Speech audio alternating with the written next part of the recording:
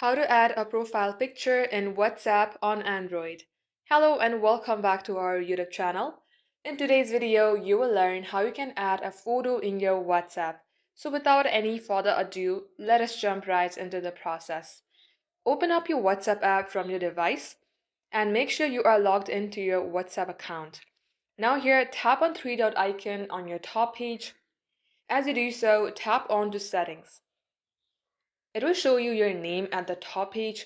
Just tap onto it. In order to add a picture, simply tap on the camera icon. And if you would like to take an instant picture, tap on camera. If you would like to add an existing picture, tap onto gallery.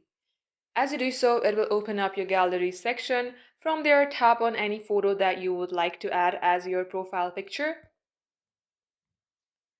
And once you have done that, it will give you a chance to select the picture ratio.